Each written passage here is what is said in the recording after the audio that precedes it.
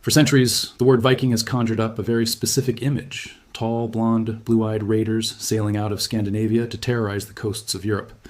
It is an image built by movies, television shows, video games, and honestly, by a lot of 19th century nationalism that had its own reasons for wanting Vikings to look a certain way. Then, a team of geneticists sequenced the DNA of hundreds of Viking-age skeletons recovered from burial sites across Europe. And what they found did not just add nuance to that image. It quietly took it apart, piece by piece, and revealed something about who the Vikings actually were that even many archaeologists were not fully prepared for. Before we get into what the DNA actually showed, you need to understand why this question was harder to answer than it might sound, and why it took one of the largest ancient DNA studies ever conducted to finally get a real answer. The word Viking itself is part of the problem. It was never really the name of an ethnic group or a nation the way we think of nations today. It comes from an Old Norse term referring to the act of raiding or going on an expedition, essentially describing an activity rather than a people. Anyone who went raiding, trading, or settling overseas from Scandinavia during this period could be called a Viking, regardless of where their own ancestors originally came from. That distinction, activity versus identity, turns out to matter enormously once you start looking at the actual genetic evidence. For most of the last 2 centuries, our picture of who the Vikings were came almost entirely from a combination of medieval written sources, many of them composed by the very people the Vikings raided and therefore hardly neutral observers, and from later romanticized retellings that took shape during the 19th century, a period when several European nations were actively constructing national origin myths to serve very specific political purposes.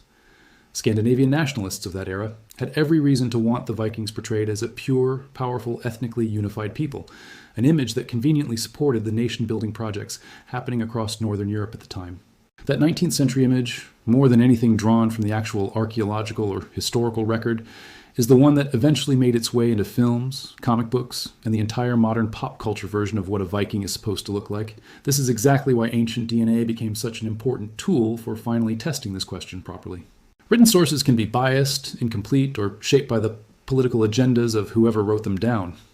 Archaeological evidence, while useful, can only tell you so much about a person's ancestry based on how they were buried or what objects were placed in their grave.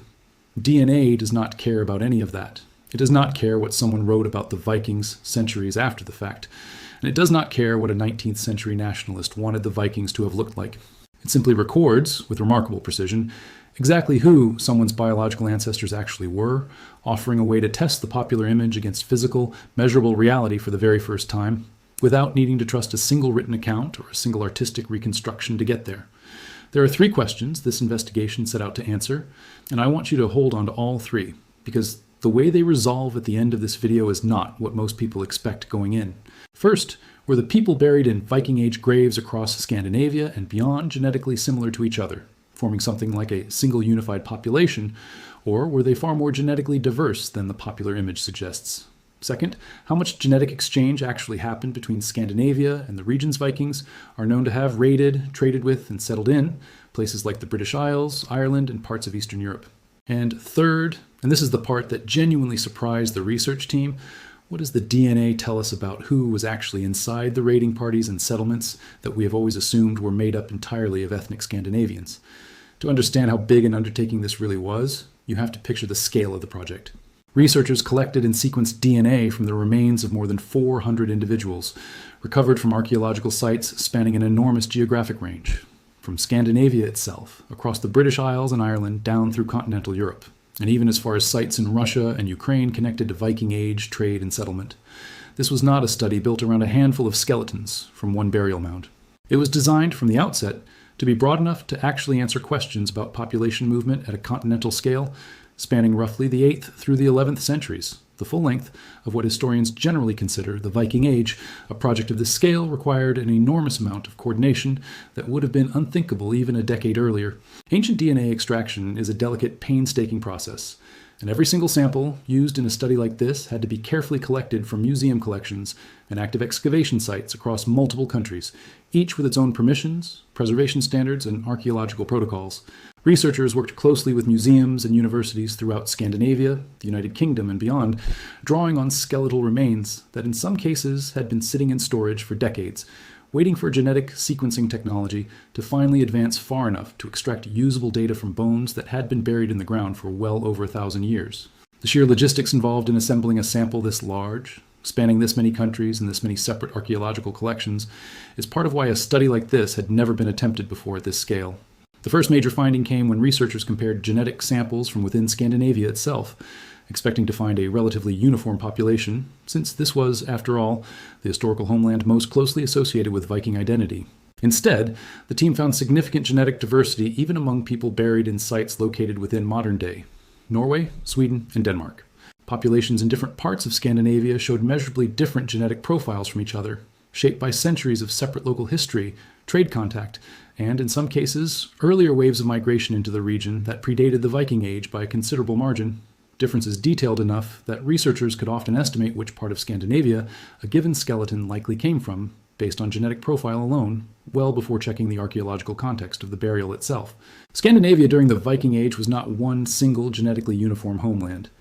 It was already a patchwork of related but genetically distinct regional populations, each with its own particular mix of ancestry. Part of the reason this diversity existed goes back much further than the Viking Age itself, into the deep prehistory of how Scandinavia was originally settled after the last ice age. The region was populated through multiple separate waves of migration stretching back thousands of years before the Vikings, including groups moving in from the south along the European mainland, and groups arriving from the east, across what is now Russia and the Baltic region. These earlier populations never fully blended into one another before the Viking Age began, leaving behind a kind of underlying genetic mosaic across Scandinavia, one that varied meaningfully depending on which specific region you were looking at: Norway, Sweden, and Denmark. Despite sharing a broadly similar culture and language family by the time the Viking Age arrived, were sitting on top of genuinely different layers of deep ancestry, shaped by geography, ancient trade routes, and centuries of relatively separate regional history. That alone complicated the simple picture most people carry around, but it was not the part of the study that actually made headlines.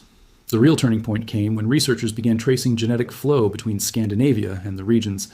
Vikings are documented to have raided and settled. If the traditional image were accurate, Scandinavian raiders and settlers should have arrived in places like the British Isles carrying genetics clearly distinct from the local population, gradually mixing over generations as Norse settlers intermarried with locals. What the DNA actually showed was messier and far more interesting than that clean picture. Researchers found substantial evidence of genetic influence flowing in directions nobody had fully appreciated before this study.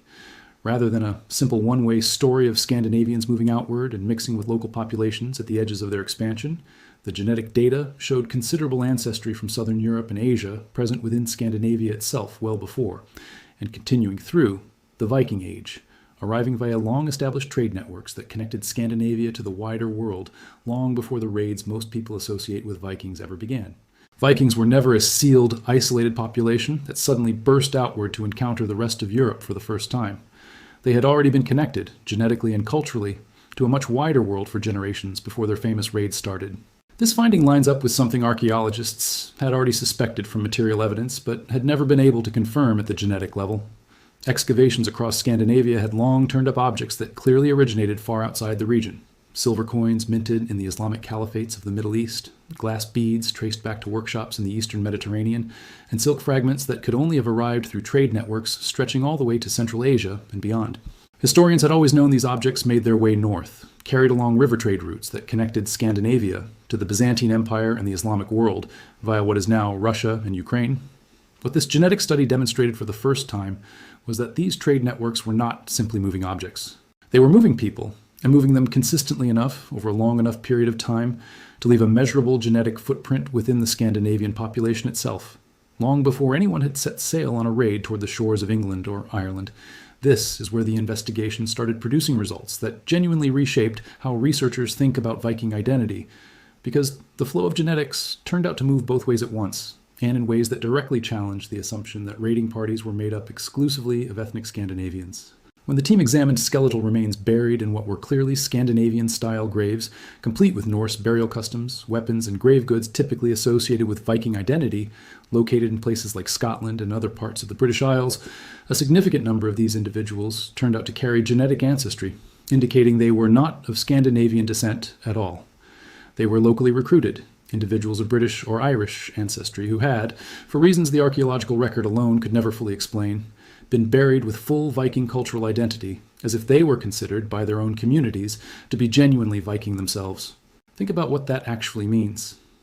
Viking identity, at least by the time these burials took place, was not strictly hereditary. It was not something you were simply born into based on where your parents came from. It appears, based on this evidence, to have functioned at least partly as a cultural and social identity, one that could be adopted by outsiders who joined Viking crews, participated in Viking raiding culture, or settled within Viking-controlled territories, regardless of their own genetic ancestry. A person of local British or Irish descent could apparently become Viking in every meaningful sense that mattered to the people burying them, adopting Norse customs, Norse burial rites, and presumably a considerable amount of Norse cultural identity, without a drop of Scandinavian ancestry in their family tree.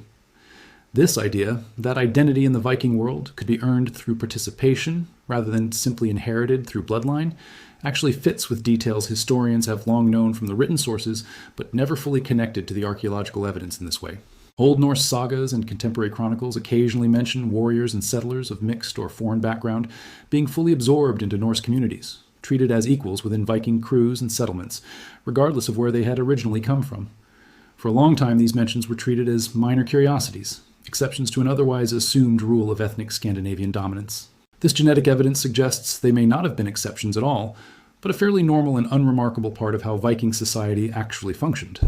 A level of openness to outsiders that simply never made it into the popular, simplified version of Viking history that eventually took hold centuries later, long after anyone alive could remember what Viking communities had actually looked like from the inside. This finding connects to something else the research team discovered, a detail that added an unexpectedly personal dimension to what could easily have remained a purely statistical study. Among the hundreds of skeletons analyzed, researchers identified several sets of close biological relatives, buried at sites separated by significant distances, including what appeared to be a pair of half-brothers or close male relatives, one buried in Denmark and the other recovered from a site in England, individuals connected by blood but separated in death by the sea that Viking ships had once crossed between their two burial locations. Finding this kind of direct familial connection across such a wide geographic distance turned what had been an abstract statistical pattern into something startlingly concrete, physical proof of specific family networks that stretched across the same routes Viking sagas and historical records had always described,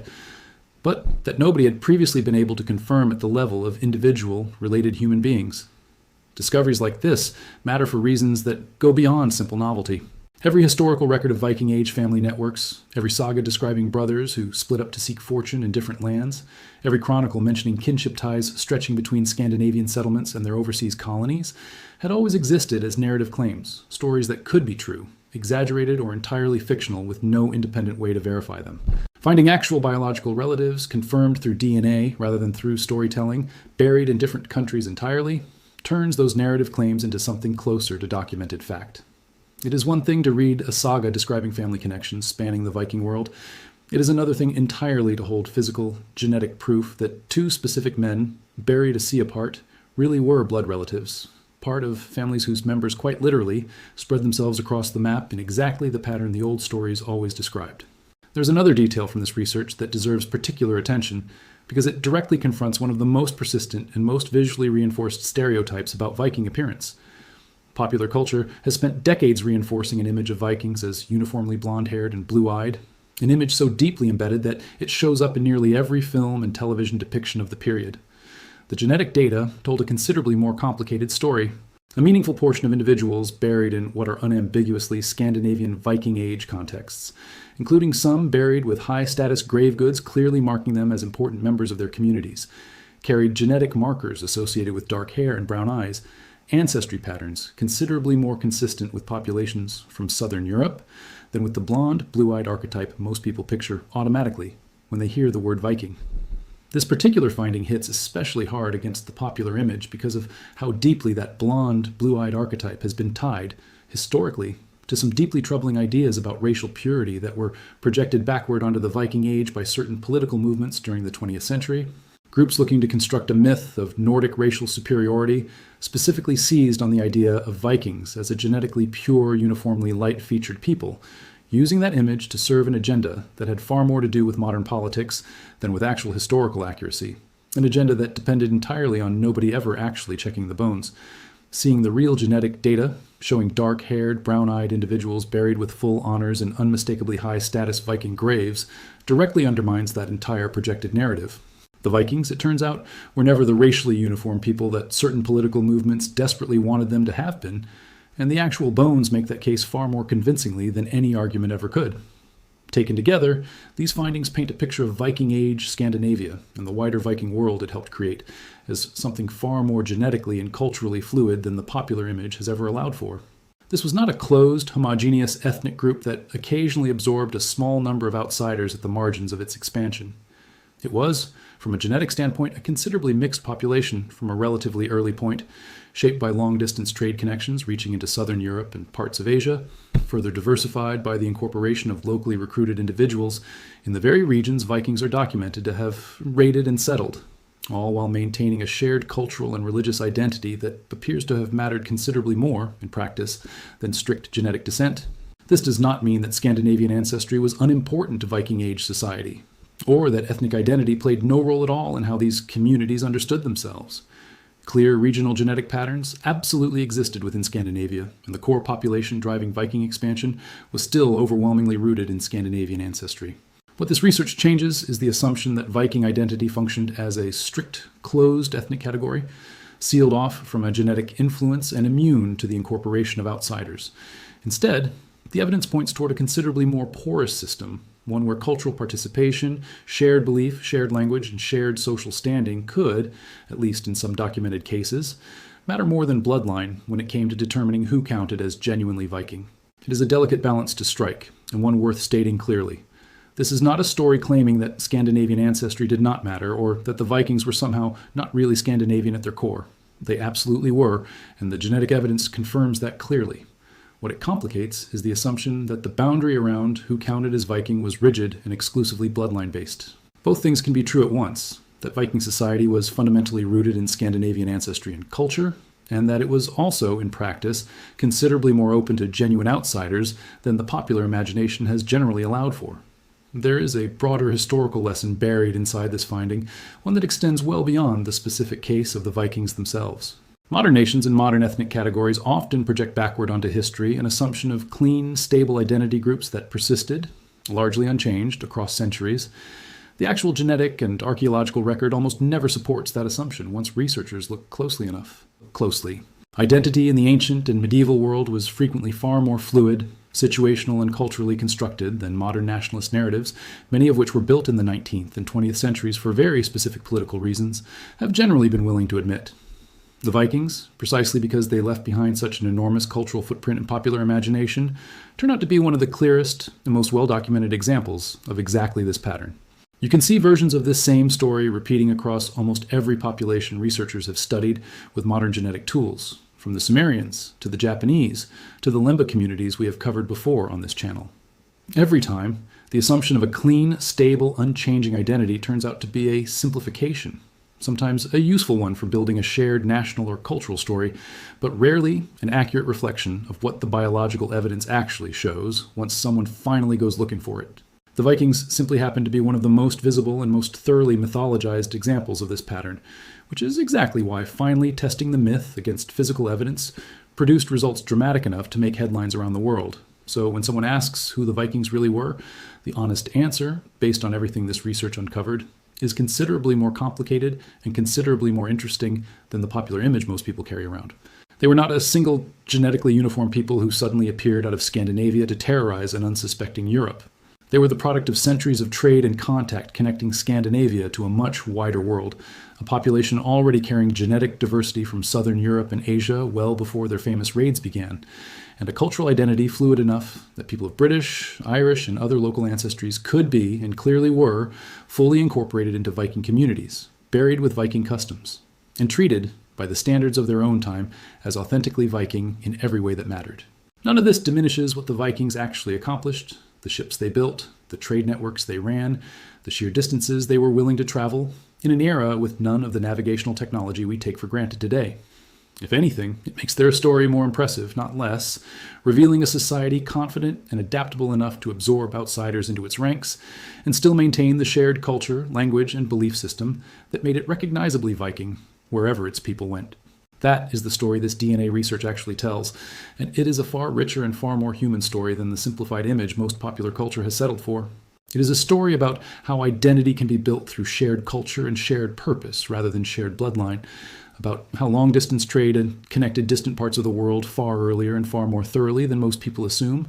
and about how even one of history's most iconic and thoroughly mythologized groups turns out, once you actually look at the physical evidence, to be far more diverse and far more genuinely global than the legend built around them ever suggested, a legend that turned out to be smaller, in the end, than the reality it was trying to describe. If this video showed you anything, it is that even the most confidently held popular images of history, the ones reinforced by decades of film, television, and folklore, are still capable of being completely rewritten once scientists finally have the tools to test them against physical evidence. The Vikings are one of the most studied and most romanticized groups in all of European history, and it still took hundreds of carefully sequenced genomes to reveal how much of what everyone assumed about them was built on image rather than evidence, an image built more from 19th century politics and 20th century cinema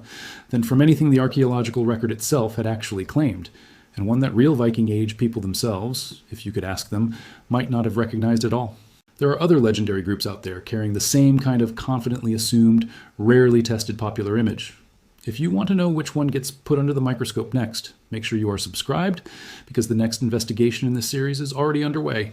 And based on everything we have seen so far, it is unlikely to leave the legend fully intact either, because that is exactly what the evidence, once you actually go looking for it, tends to do.